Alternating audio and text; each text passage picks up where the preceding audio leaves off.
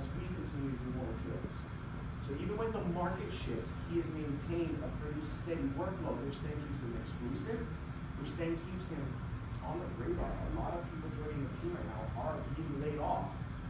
New developers, other rehabbers, because there's not enough work going around, because they're not with a big community that's funneling deals, right? So what you choose to do with this is up to you. We're here to support you, to build your team, ask questions. There's a reason why there's paper call with Gilbert. Sean can also be on there if you need. Leverage it. Whatever the price is for a paper call versus losing $30,000 because the GC's going to walk away with your money, what's the return of investment on that? Go back to the return of. Things you're going to hear me talking about over the week is exactly the same things you've been hearing on the Zooms. So general contractor, he's here to support you, create a baseline, you get to see the insights, you get to have somebody manage it while you're back in that position. There's 4 team members on the core floor. Can you split up your time evenly and still move at a fast speed, or do you focus on one to get a lot of acquisitions while this is taken care of and by the others? And then when you're done, you get to manage this while you're still doing this. You see the juggling of the balls? How many can you handle? And as you get more experience, it gets easier. Just like when you start analyzing deals. First deal is like, holy, how much, what, you don't know. Wherever you're at now, look back to where you started. How quickly have you gotten on analyzing deals? Have you increased speed? Have you increased confidence? Have you increased the ability to make that offer? Probably. Why? Because you're not doing everything and analyzing. You're focusing on analyzing. Trust the process, the growth process. The better you get at agents, the less time you spend with them. These guys are only needed when you're in a deal. So without them, do you really need the lender? Do you really need the contractor? Do you really need the property manager? You get where I'm going with this? There's a priority to the core 4 when you're first starting. When this is built, everything else will fall into place. You will know when you need it because you have a strategy. What are the rules? Okay? Property manager, we have a handful that are coming this weekend. A few of them are used by the internal group. A few of them that couldn't make it are used in the group, and you're not tied to anyone. Find those that work. Everybody has different experiences with the same property manager. Back to due diligence, back to interviewing, back to talking to the community. Leverage those in the space. Hey, Canada, did you use so-and-so? What was your experience? And Sean, what was your experience with so-and-so? I'm thinking of going with them after an interview. One thing you're going to notice, I'll give you a tip to watch out for is property managers kind of have the same niche. I'll say the same thing. We have a high, we don't evict much. You don't control all of that. So read in between the lines. Is this a sale, or is this honesty? Is this openness? Is this wanting to build a relationship? Read in between the lines, direct the questions. Why? This isn't a soft, safe place to just get surface level. You want deep. Because if you don't go deep now, when you're in property, when you're in eviction or non-payment, or where the hell is my rent? They paid twice. Where is it? And you can't have that conversation because you kind of skirted around the edges today. Get that information, get confident with, make a decision. And repeat it over every single day. Choose and move, make a decision, make a decision, make a decision. Always be in motion. That's all I got for today. Does anybody have any questions? I would say for the property management piece, like I feel like I kind of overlooked that and was more focused on like filter and like the GC portion, but then kind of got some like nightmares from working with a certain property manager, which caused a lot of headache. So even as you start to build your portfolio, like the ongoing maintenance and like understanding how the process works, like understanding communication between decisions, a lot of like really severe lenders, so for example like Hypers, Line, just like all these like things that happen. So when I look back on it, I wish I'd been a little bit more like serious and like interviewing my PM a lot more rigorously to okay, what happens, like what's your process for this, what's your process for that? Because I just kind of assumed like, oh, it's rented, it's good, like I don't have to think about it, I can focus on like my other stuff, but even though like when it's rented, it still should be kind of like, our neighbors are to be kind of like those. Absolutely. So that you do. one thing that, Janice likes to harp a lot, because she does a lot of behind the scenes, and you know what she does, it's not something that you usually present on, and she talks about all the time, is read you down contracts. Read it. There's certain contracts that I've read after they've engaged that tells that property manager gives them permission to do whatever repairs they want if they deem it necessary, even though there's a threshold they're receiving. So how many of you know about that ceiling or PMs are gonna usually contact you? You know, nobody else? Okay, so most PMs have a ceiling of, don't bug me number. I'm the landlord, I'm the owner, Kara's my property manager, we have an agreement that up to $500, you don't bother me, just take care of it. I don't want to call in the middle of the night saying that you gotta go replace the light bulb, go replace it. Right? Effectiveness of time, know what's a priority. Anything over 500, let's have a conversation, because that might be my limit to what I can spend today, so I get to shop around, I can get outsourced. Well, alongside of not having a limit, if they deem it necessary, i.e. Pipe froze, well, if the pipe froze, you shut it off, then you go and repair. Not shut it off, go get it fixed immediately because you think you can, and then run up the bill with $5 grand. It's stop the problem, let's assess, because what can you find in such a quick period of time?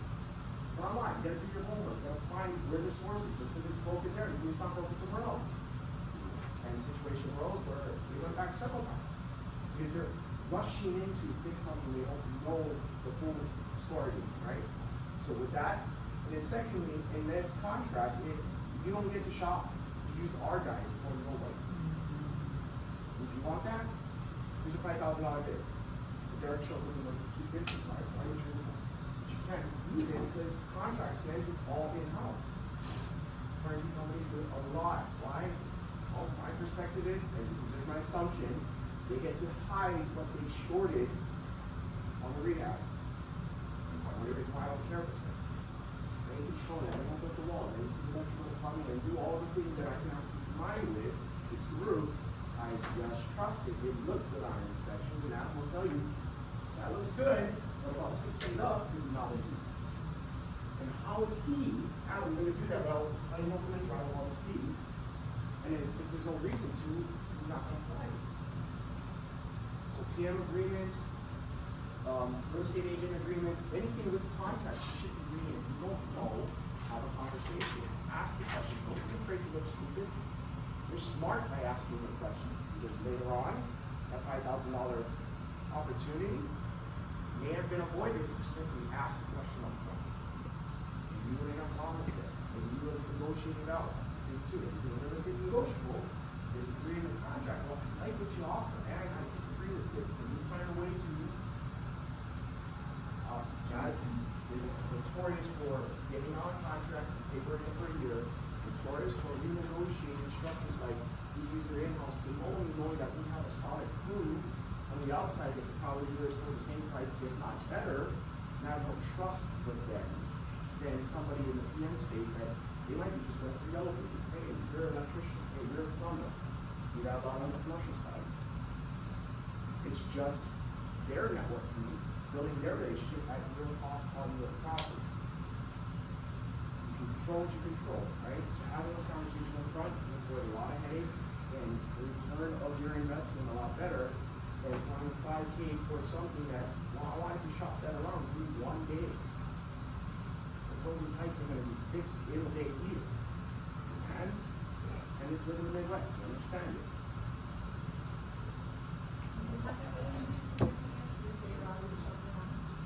We've created it, and they know very well that if it's something that we are not satisfied about, we'll approach it, we'll give an opportunity, we'll challenge it, open the combo, we want to document everything, Jazz and I document everything. So our standard procedure in getting PMs to acknowledge that we are renegotiating and coming to an agreement is not just simply a contract edit, it's I run the phone with Carol, today is the 8th at 8:25 a.m. We talked about renegotiating using my team members. They redid the contract, they signed it, and we both mutually agreed, sent to Kara, expecting her to reply with a yes. At minimum, yes, because now I have a track record. Not just my trouble with the time step, but a response to an agreement of the minutes about it. How are you going to contest that? And Jazz please them. There are times, we'll go back 2 years, hey, remember that time we had this issue, we negotiated it? Why is this coming out again? I forgot. They simply forgot. Okay, great. And I can go back in, but it's not a big, uncomfortable situation. It's just simply throwing facts at them. Like, hey, back in 2020, you said this. We talked on this date at this time. We agreed to this. We edited it. Are you going to still honor it? Or are you going to back on your word? Back on your word at change keys. You can't keep the word. How am I supposed to work with you in no trust? And I also have grace because things shift in the business. Property managers may not be the same property manager you had. That's huge. So always being on your team at some level, not micromanaging, you will in the beginning. You want to make sure you keep across your eyes and dotted, but at a certain point, you get to say, enough's enough, having it proven, move on to back to acquisition. And the quicker you get back to the rules, your strategy, your financial situation, knowing who's on your team, you get to shift seats quicker and still get the same amount of work done, as opposed to watching a PM for 6 months, making sure nothing works. Have the conversations, always. Guys just got off the phone with one yesterday. Was it another commercial? Fridge broke at our place, tenant demanded a new fridge, asked the PM to go out because it was a new fridge. Freezer was stuffed. I'm sorry, that's on you. You can't overstuff a brand new fridge and say that our compressor broke because it malfunctioned or defect. You misused it, you get to wait, or you go buy your own fridge. And you refuse to buy it. So the PM sat in its crap and was very nervous, tenant went out and bought a new fridge. They realized they screwed up. I mean, it was a simple, did you verify why the fridges just don't crap out? You know what I mean? Go there, open the freezer. Why is this stuff with no room? There's a vent in the back, it needs to circulate, and if you freeze up here, down here stays warm, compressor overloads. Brand new fridge, less than 2 years old. Stuff like that avoids $800 to $900 charges. Stuff like that avoids PMs upselling it or time out for a tech. And if it wasn't, where's my warranty that I asked you to put in? I got 5 years on this. I got 3 years on this. Well, they're gonna have to wait 2.5 weeks. Well, they own the home, they have to wait 2.5 weeks too. They get to figure it out. Stop opening the fridge, get a cooler. Hey PM, maybe you want a mini fridge. You see what I'm saying? Like, they get to provide a solution. I'm sure we're not the only fridge that's broken in their portfolio of 300 plus properties. And sometimes it's laziness. Not always, but sometimes it is. So knowing what you can contest, when to pick your battles. If the roof's leaking, you know what? Take care of it. I'll figure out the bill and make sure it's not over this. Give them a limit. Right? Does that answer your question? Yeah, it just really feels like you need to be active in property management and not just passive. Right. So who's on my team, you got your agent, you got your lender, you got your GC, you got your PM. The top and bottom to me are your 2 priorities in whatever season you're in. If you're in acquisition, it's that agent. If you're in stabilization, meaning you got a property, you're making sure the cash flows is property management. The in between is per deal specific. You don't always need a GC, which goes back to the build. How can you keep a GC loyal to you or honest with you or on board with your strategies, SOPs, moving forward? You're doing a 1 deal every year. Yeah. They get to feed their family, right? It's not that they don't want to work with you, you bring the volume. So it worked once, 1 year, next year they forgot who you were, and you're like, I remember agreeing to this. Now you're back to square one. You get why it's important to understand it's not about handcuffing, it's about growth. Because when you get a portfolio, you essentially speed up your ability to do more deals because you got more experience, you got quicker. You know, 1 deal a year turns into 10 deals a year. 10 deals is a lot more sustainable for a contractor to stay somewhat loyal to you than 1. Volume matters in this business. You know this, right, Jen and Daniel? If he ain't doing deals, if GCs are going to sit around for the year, no. Next job. Sean can speak on this. He knows a lot of guys in the trade. They're going to simply move. They get to feed, just like agents, right?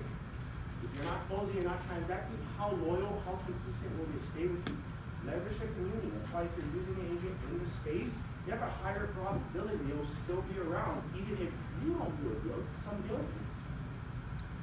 And you know how we operate and what we teach. If you fall into the fundamental basics of what we do, nothing nothing changes much.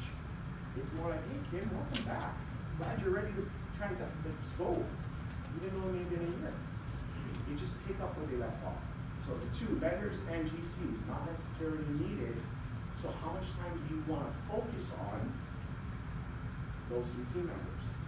Versus when it's available or when it's necessary, I can leverage the Jen, who would you use? And then quickly interview. Hey, you okay, who's your GC? Oh, Derek, what was your experience? I like it, okay, right? Focus, agents, PMs, civilizations, is just as important as acquisitions. It's not how much you make, it's how much you keep. PMs can make or break a great deal. Home run deal, for all your money, you gotta sell it because you have a bad deal. First time experiencing that too many times over. Right? So know where you gotta focus. That'd be my approach. Any other questions? I have another question. So when it comes time for the PM to step in and review the contract, they agree that, I can be actively involved in the fixing up process, whatever breaks, all that stuff. So, it's my understanding that, let's say I went with Derek to do my remodel, it's my understanding that he may not want to go back to that house after it's rented. Like, he's kind of stepped away, he wants to do these other things. How do we find out, like, who those handymen are, the second opinion that we need? Where do we go to do that? Do we contact Derek if he was our? You could leverage it up. You can ask your PM. You could talk to other investors. Hey, this is a like job. I'm not saying you get a call for $20. Yeah, Who can go and take care of that, right? okay. So that's where you're gonna want to network and have people lined up that you may call but you have never used. Okay. There are times where, hey, PM, who did you use on this property? I like their work. And then I'll go and call them direct. And it's a matter of time, right? And it's a matter of money. Is it worth my time or money to go in and step in, or you know what, get it done, but I want befores, I want afters, I want updates, I want invoices and receipts. There are property managers out there that will say, okay, yeah, I agree, I'll do the work. They don't take befores, they don't take afters, they don't produce receipts, they just give you an invoice. So the invoice says $500 for what? We had 6 items. Where did I spend my money on? Did you buy a $50 light because the LED? By the fluorescent, that's $10. I want to know where my money went. Was there a markup? Was there a fee for travel? I mean, ownership statements from PMs are crucial to understand. If you're not reading it, how do you know that that light bulb wasn't changed every month for the last 6 months because you got the same $50 charge? Or was it a defect, or was it simply them milking you for a little bit more money each month because they have some other things going on in life? We've experienced the fact that we needed to change the ceiling fan 5 times in a year. Why? Oh, it was defective. Oh, it was malfunctioning. Oh, it's short. You run out of excuses where it doesn't make sense. How do you break a ceiling fan 5 times? Or even worse was being charged twice for the job that was done once because accounting screwed up. How would you like a $1,200 plumbing charge to auger jet your line and to reset toilets? And then all of a sudden you see it again 2 months later because billing, they didn't realize they already billed you or took your rent first and they tried to back charge you. So if you're not keeping your record, if you're not aware of it, if you're not on your team at some level, it's very easy for those to slip through the cracks and all of a sudden 1,200 suck, but 2,400 suck even more because now I'm negative for the year. And if you're negative for the year, back to one of the rules, your strategy. What does it make sense? When does it make sense to sell? Back to Josh's question. When would I sell? Well, if I'm negative 2,400, I need to add that to my initial investment. My return of hasn't come back yet because I need to use more capital. Does that make sense? Stay on the teams, be aware of, don't be afraid to have healthy conflict. Because how they respond, they will determine if you're going to continue with them or if you're going to bounce. Good question. Any other questions around who's on my team? I kind of have a question. Due to the property management, let's say you choose one and like how you're saying they just charge you and you're like, can you justify these charges? And they feel like they're just making you run along this thing. What are the steps to like take them out and go to another one? Will there be a penalty depending on the contract? Comes down to your ability to negotiate, to network, to stabilize and explain why. So to me, it goes back to fundamental negotiation. It's no different than what I do on deals. Seller says it's this, I disagree, here's my reasons why, here's some factual evidence. You have facts to produce your team member. Back to Jazz reporting, what the call looked like, sending an email, having them confirm we received the email, on top of us keeping trouble. So we're cross-referencing because we mess up, right? Sometimes I said, oh, it was okay, and then I look back, why did I get a $1,200 charge? Because I said okay? No, I did it. There's no way I'd say 1,200, 500 is my ceiling. And I look back, I was in 5 deals. I was raising $100,000 in private money. I didn't care about that. It wasn't my focal point. Take care of it. I don't need to worry about it. I gotta go build over here. You get to keep track of everything. You get to assess where and what I agreed to or lack of agreement to, and then produce it as facts. Everything we do, if you haven't caught on, it's all about facts. It's not about assumptions or I think they're trying to screw me. Did you have the conversation? A good example is one of the PNs I've worked with for a long time has a bad tech. Bad tech always misdiagnosed my property. So bad tech went on and said this, and this needs to be done. I automatically flag it. I take his report and I throw it out the window saying, I need another report. He's always wrong. Every time he goes out, he's wrong. It's consistent over 5 years. So don't bother sending him out to my property, or if he does, I'm gonna go and send him somebody else anyway. So what happened? Lately, he doesn't go to my properties. Because they already know they're gonna get that feedback call from me or Jazz saying this report is stupid, none of this makes sense, I'm gonna send out Adam. And Adam goes out, that just needs to be bolted down. That is loose because the tenant misused it. And all of a sudden my bill from $2,000 to turn a property is down to $50. Time for bolting down a building. Instead, I keep the security deposit. I use it to fix the other things the tenant's obligated to. Right? So having that conversation, you come back onto facts. And it doesn't matter if it says I'm listening for a year. If I'm at a disagreement, I have facts, and you disagree too, why are we still in this toxic relationship? Right? Because it served you to keep me off for 6 months, only bitching and moaning to you, because that's what I'm gonna do, and making life a living hell. I need to make sure my asset performs. If not, guess what? I'm obligated financially for this. If I can't make the payment, I lose it. How is that abundance? How is that growth? Team members either get it or they don't. Like Serena said, abundance is hard to come by, even in this industry. You see it with agents. Oh, you can't sign with another agent. I'm working with you. Have you guys experienced that yet? You will. You do enough networking. What do you mean you offered with somebody else? Why didn't you call me? You weren't available. You were in Cancun. I just fired an agent for that. Well, I sent you the link back. Look at your email. I emailed you twice in 24 hours. You said you'd get back to me in 24 hours. Oh, well, I was on vacation. Then, why? Am I going to wait for you? Which is one of actually, it's funny because that's one of the popular pictures. Vacation. I'm just tired of waiting. You said you'd do it in 24 hours. I don't care if you're on vacation or not. If you don't get back to me, I'm going to assume you're not interested in move on. Per our agreement. Oh, that's not what I said. Well, call back in March of 2021 said so. You said yes to my emails. You didn't inform that to me. Oh, I understand. We part ways. So I can't work with people who are limited in their thinking that I can do no use. I have a conversation. Alright? Last question. Anybody have a last question? Alright. No questions? My homework for you today is to be intentional. Who is the one person, if you were to pick from everybody here, or one of your core fours that you get to focus in on? Network with that specific four, or one of the four. Be intentional, take notes, and pick somebody to take a next step with. Second thing is, who will I need after that? So if you feel you found it on first round, don't just sit around twiddling your thumbs, go and network. Find the second. And if you found the second, who's your third? You create that priority list. Find those people, network with them, take action, whether it's on this trip or living it. That's all. Alright, so on the Circle app in the resources, there is interview questions for your team members. So I'm not saying print that out and go hi and read off the questions, right? It'll give you some situational awareness on what kind of questions you want asked. That whoever's coming today is a very short list. Within the group, we do use different agents and we use different team members. So just get a feel of who is here. and then network with Shauna and Sean, people who have done more deals to see who they use, if that person is like.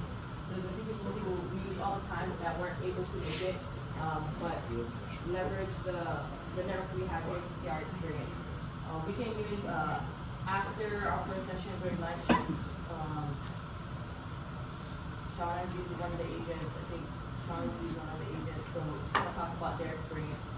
It could be an agent that they like because their communication style, right? So some people like to do the emails, some people don't like to respond fast enough. For Sean, his wife is very impatient, so I want to ask her now. So he's going to call, email, and text until somebody answers, right? But that's not his style, but my style. But he's married to me, so that's what's going to happen. Right? So figure out what process works for you, how you want to build it. Stabilization is going to be, I feel, the most difficult. Acquisition is fun, right? Oh, I got a deal. Look at my picture on Instagram, right? And then stabilization is boring, but that's where you can use your money, right? So figure out your process. You won't know until you're actually in the deal. Figuring out, oh shoot, I should have read that contract, right? So your question about the contract, you're not gonna know because your contract's gonna be different than what CD are created for himself over the past 9 or so years, right? And even with the fees, right, coming into new properties, you get different fees for just signing on. There's a lot of charges that you're not gonna deal with. So have the conversation with the people who are here and then within the group. Until then, we'll give everyone a break, but be in your seat at 9. I'm not gonna be just come in earlier, but be in your seat by 9. We're gonna start at 9. Okay. Short presentation from Mindy. So we can just kind of gather up here and give everyone spiel, and then we can go into open networking up here. So no particular order. Whoever wants to take it away first. I knew you were gonna say that. Hey guys, my name is Amanda Lozana. I'm the Director of Operations for Evernest Property Management. We work with at least 3 of you now, only one is here, Mr. Sean. But I've been doing this for 20 years. It's all I've ever done. Love it. Done multifamily, single family, all of that. Evernest has been in business since 2008. And we manage about a 45-minute range from Kansas City. So anywhere from Kansas, like Olathe, Kansas, down to Grandview, Raymore, Missouri, pretty much a 45-minute radius. And I would say an action item that I would ask is, there's no fee for me to do this, but I know you guys are far away. So when you're working with a realtor or you're, looking at properties that you think are good rentals, they might be. But I'm happy to go out and look with them for you, just to see if I see any roadblocks. Maybe there's boarded houses next door on both sides, or anything that's gonna hinder you from actually being a successful rental. And I can also kind of let you know what the sweet spot is, as far as bed, bath, price, class, that's gonna stay full. So, happy to do that, there's no fee for it. I just want you to be successful when you buy, so. That's perfect. Oh, hi, my name is Mike Napavanis. I'm with the Orion Property Group. We're the second largest management company in the Kansas City area. This is Cheyenne Murdoch. He is actually our property manager. Who would actually help handle the portfolio and everything. Orion, most of our bulk of our business is multifamily. Our headquarters is located in Overland Park, Kansas, just outside of Kansas City. But we have properties as far east as New York City and go all the way to Arizona. We have a very simple approach. Our regional managers, our property managers have a very small portfolio. We try to keep our regional managers with less than 1,000 units. So you as the investors and the owners can actually get in touch with somebody. We do use the Yardi Property Management software, which you would have online access to all the software. You can see when people's rents are coming in, any work orders, you see copies of invoices. We're very much open book. We're not here to hide anything. So, we really pride ourselves on giving each of you access to the information. We have some people that never go in the system. We have some people that are I can tell when they show up at work because they log in the morning and they log out when they leave for going home. So, depends on what kind of level you want. We also do some of the same things, checking out the properties, with us having properties all across, especially Kansas City, if that's where you're gonna focus on. We have properties in those areas. We can tell you in real time what's happening and what's going on. in those different markets. We have an entire maintenance team. Our maintenance rates are definitely lower than some of the other competitors that are out there. But we would really like to do an assessment. One thing that we're really big on, which I think is important for any investor, is we do inspections on your properties. We try to do it at least twice a year. If we could do it more, we would.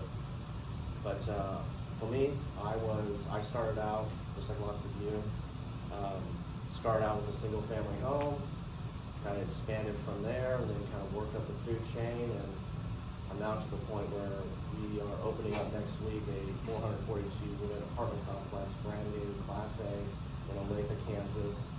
$56 million when it's all said and done. But for all of you in here, you gotta start off small.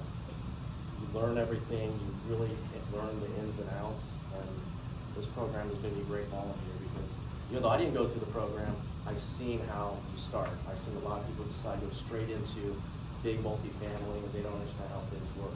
But this is a great opportunity for all of you to kind of build your net worth, build your portfolio, and more importantly, build your experience. 'Cause as you know, we're learning something new in real estate every single day, every single month. But again, that's what we do. We pride ourselves on being hands-on, back to basics, property management, along with employment technology as much as possible. Thank you. Although we're competitors, I have heard great things about them, so I will tell you that. So my apologies, I didn't realize until you started talking that I just pinned two property Oh, managers. Yeah, great job, Sonia, great job.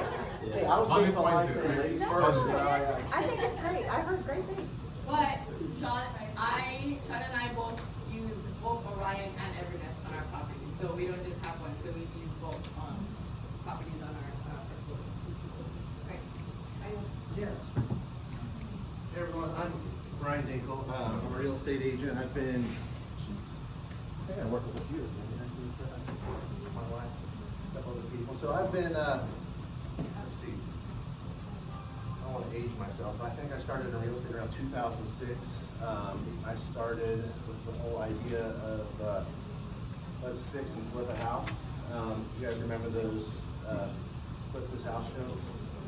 All right, so my wife and I were sitting around one summer on the deck. I was bored out of my mind watching these shows. I grew up out in western Kansas helping my dad do construction things, watching these shows, and I was watching him make all sorts of money, and I'm like, man, if these idiots can do this, so can I, right? So, call up my real estate agent, buy my first property in Bonner Springs, paid $30,000 for it. I thought, I'm gonna do all the work myself. This is gonna be great, it's gonna be so much fun. 4 months later, lots of late nights, early mornings, while still working a full-time job. I sold it, and I think I made like $20,000. I thought, man, I'm rich, right? So, kept going, things were great. 2006, you know, everything hadn't crashed yet. Bought a few more, started building a team. Then I bought a property on some land outside of Baser, Kansas. It was a complete gut job. I thought, man, I'm big time now. I got a partner, my mom and dad, and they went in on it with me, and put, paid cash for it. We were gonna fix it, flip it, and got all the work done, and then the economy crashed. Everything died, and this is partly why I became a real estate agent. But at the time, whenever we had bought the property, we had this idea in mind that we would be able to sell it. The ARV was going to be around 190.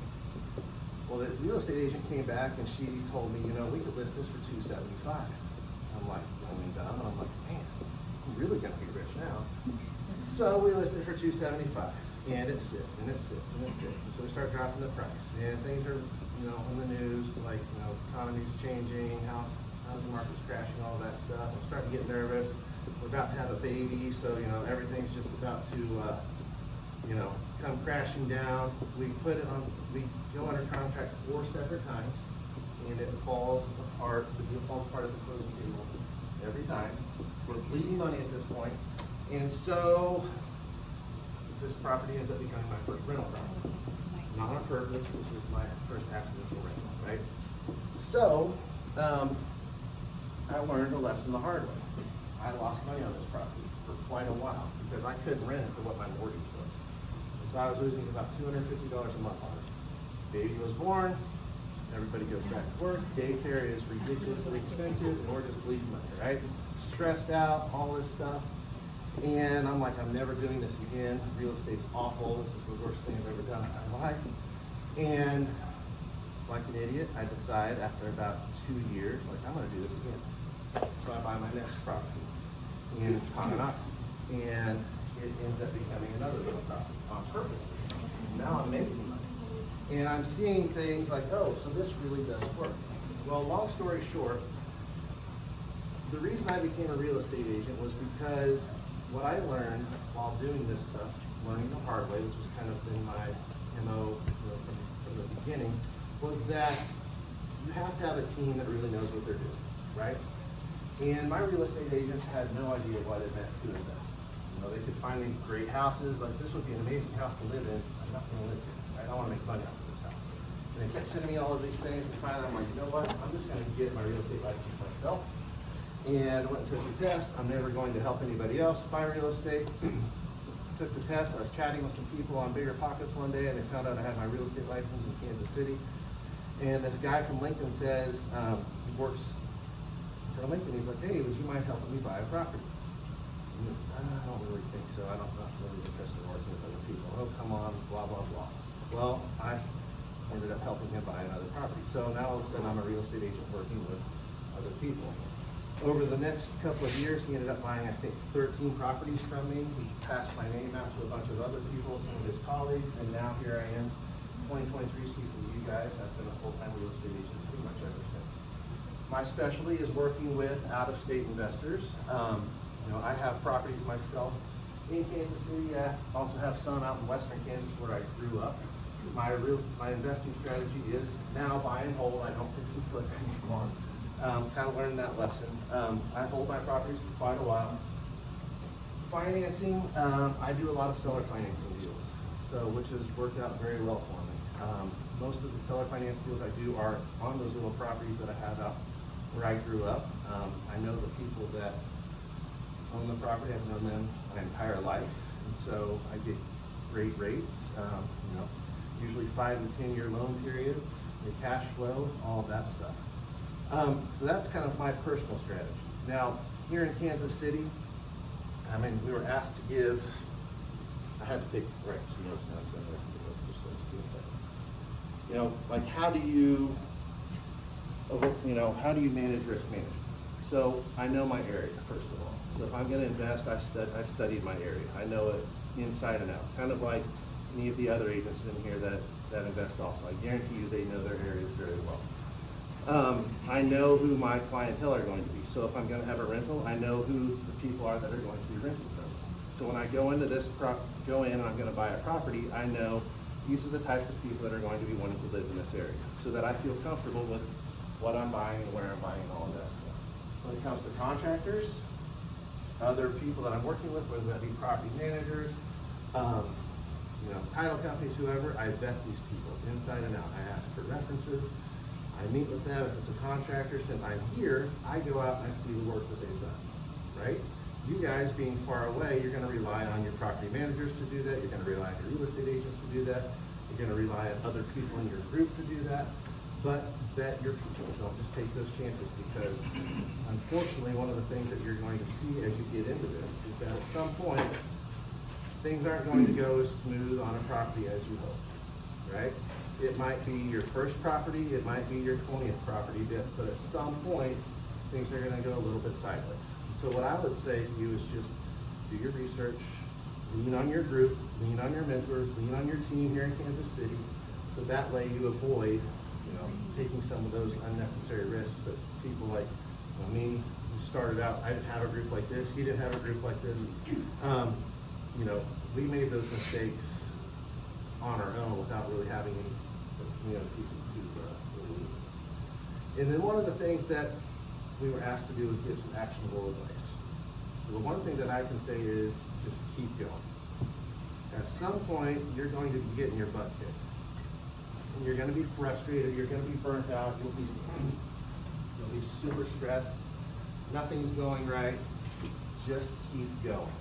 Put your head down, do the work, ask your mentors in the group what to do, lean on your team, get things figured out, but I can promise you in the end, if you keep going, it's going to be worth it. You know, investing in real estate is not as easy as it looks on TV. You know, you meet with some people and they're telling you all of the great things that they've done in real estate. Ask them when they've had some challenges, because I guarantee you almost everybody has had challenges in real estate. So just keep going, it's worth it. It's hard, but it's worth it. So once again, Brian Dinkle, if you guys have questions, just let me know. Thank you. Okay, so we have Mindy Templeton. And I'll just talk, I don't need my presentation, so hello everyone, my name's Mindy. First I wanted to understand a little bit in the room, how many of you in here already own a property, whether it's personal or rental? Okay, who's still looking to buy their first property? Okay, perfect. I always start with that because I started 4.5 years ago. I knew nothing about real estate, like not a thing. I was in the insurance industry for 15 years, climbing that corporate ladder, along the way kind of getting myself into a little bit of consumer debt. Got to the top of the corporate ladder. I was working for the world's largest insurance brokerage as their director of business development. And I bring that up because if you're in a corporate job currently, it's great to find something that you can find transferable skills into real estate. And my business did that for me. I learned a lot through my corporate job that helped me get started in real estate. So like I said, climbing that corporate ladder, got to the top, I was like, this sucks. I'm missing first days of school for my kids. I'm still living paycheck to paycheck. Like I'm working my ass off. I was traveling for my job. So I started doing research. I was like, what do people do to like, I want to start investing. I have a little bit of extra money. I had already been doing like my HSA, my 401k, my kids' college funds, that kind of stuff. But I was like, I want to like invest and like see the benefits now. And so everything I read led me to real estate. And I describe myself as stubborn and impatient. And as soon as I learned about real estate, I literally, like I said, I knew nothing about it. In 2019, I spent 60 days just listening to podcasts, reading books. I set a goal for myself. I bought my first rental, literally knew nothing. Like, I just jumped in. I didn't have money, so that made me scrappy. I had to figure out how to fund these properties I started buying. And in the past few years, I've grown a $3 million portfolio. I currently have 18 properties here in Kansas City. I've done all of the shiny object stuff that people tell you to avoid. I go out and do those things because I'm, again, stubborn. If I see something I want to do, I go do it. So yeah, I've done a lot with seller financing, subject to. I do all different strategies, midterm, short-term, long-term. I've got some Section 8 rentals. I mainly have single-family homes in B to C class areas. Along the way, kind of similar to Brian's story, I got my license because I was like, I was getting sick of having to wait for my agent to let me in to look at properties, and I was like, I'm gonna use my license for myself. And within 30 days of me having that license, the floodgates opened of people that were like, I wanna work with you. And so I quickly realized that there are not many investor-friendly agents here in the Kansas City market that are investors themselves. And so I opened up those floodgates, and after a year or so of having success as an agent working with mainly out-of-state investors, I started an agent team. I now have 16 agents on my team. Within that team, I also have short-term, mid-term, and long-term property management available through the team. One of the gals on my team is a GC. I've got a couple of wholesalers on my team. So I have a lot of resources within my team to help add value to you guys here in Kansas City. Another thing I did along the way is I became an accidental wholesaler. And so I literally, I'm in a book club, and my gal and a friend of mine in book club, she brought me a deal, and I just got it under contract. I was like, this isn't an area I buy in, but I was like, I'm just gonna get it under contract and see what happens. That's a lot of what I do, you guys. I just do something and see what happens. And this one, I knew another local investor who did invest in the area. So I just texted him. I was like, here's some pictures. How much would you give me for this house? And he told me the price that he would give me, and it was $13,000 more than what I had it under contract for. And I was like, let's go. And so after that happened, I was like, okay, I want to do more of those too. And with my clients that I work for, a lot of times on-market stuff might not fit what you're looking for. So I like to have off-market deals available. So I also have a wholesaling company, and we're in 2 markets. We're in Kansas City and Wichita, Kansas.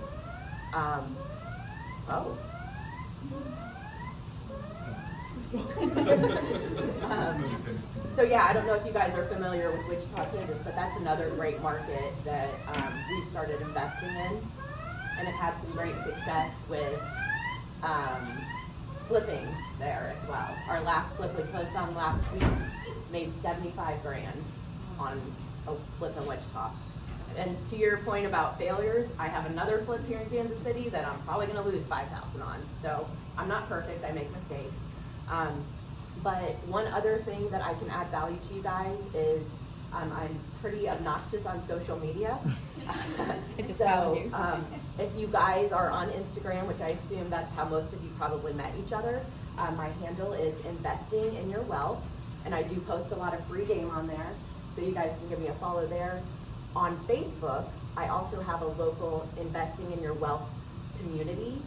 That's gonna provide resources for you guys, so like, you're looking for a handyman or HVAC or any kind of attorney recommendation, that kind of stuff. There's a lot of resources in that group. I also host a local meetup here in Kansas City once a month. Actually on Wednesday, I have my good friend Sarah Weaver. She wrote the midterm rental book for Bigger Pockets. She's coming in and gonna be at my meetup, and then solely with Lattes and Lisa's, if you guys have followed her on social media. So they'll be in town. So I like to bring a lot of value by just getting people into a room, helping connect people. I've been told I'm the plug in Kansas City for real estate related needs. And that's the cool thing. Like, you guys, I understand there's a lot of great agents you might be working with. I honestly don't care if you want to work with me or my team. If you need something, like, I'm here to help.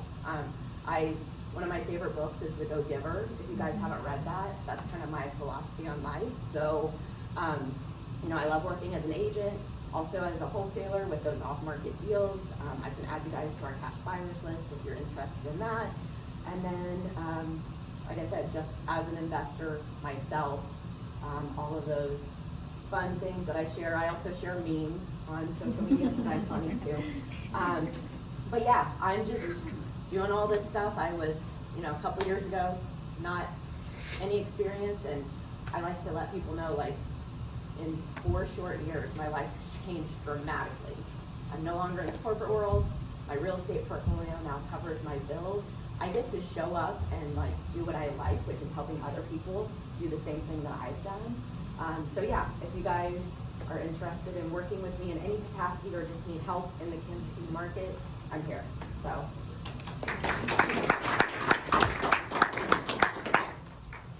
Next up we have Mike. He is our Mike Brayman. I think most of you guys know him. Then broker. I'm glad you guys all have names tags on, because most of you I know from just emails and phone calls. So, I usually show up and say, "Oh, I recognize your voice." Yes, better than nothing. So I'm a commercial loan broker, and I want to make sure that I kind of spend a little bit of time on that word commercial. I don't do owner-occupied stuff at all. I'm all about investment properties. And that does not exclude single-family houses. That includes single-family houses, which you guys wouldn't be doing some. I've done everything from a $60,000 refinance all the way up to an $11 million portfolio of 500 houses in 3 different markets just in the last 3 years. So I'm pretty versatile in bringing you guys money. That's what I really am here to do, is bring you guys money.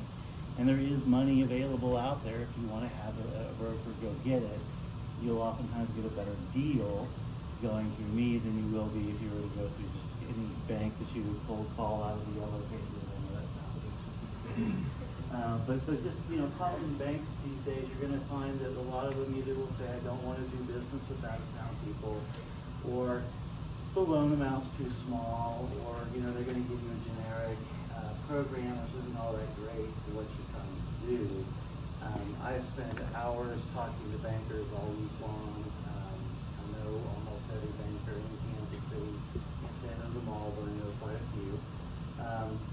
And I track the market for changes so that when things move around and appetites change at different banks, I know where to go and where not to go, and not to waste a lot of time knocking on doors that aren't going to require, they're going to require you to do something that's not going to work.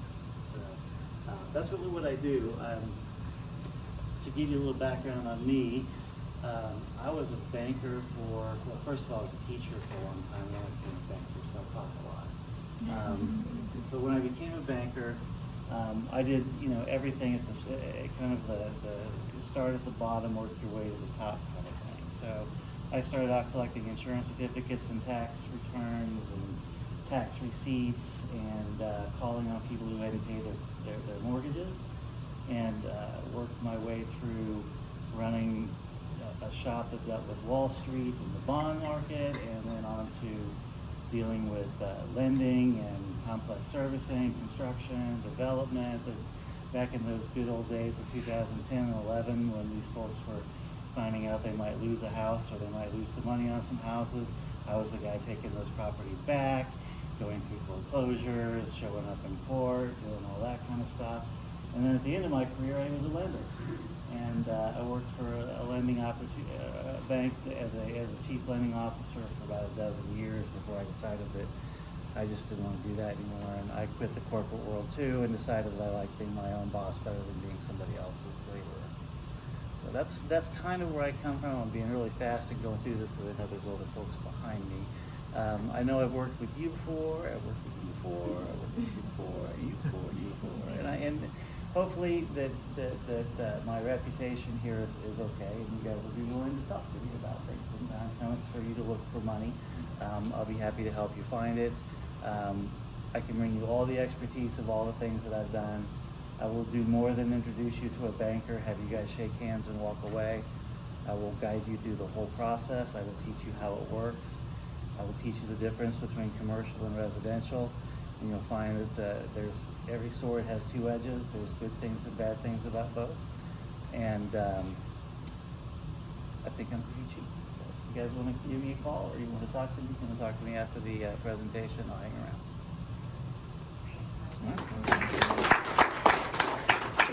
And last for the morning session is Pam from Superior Title.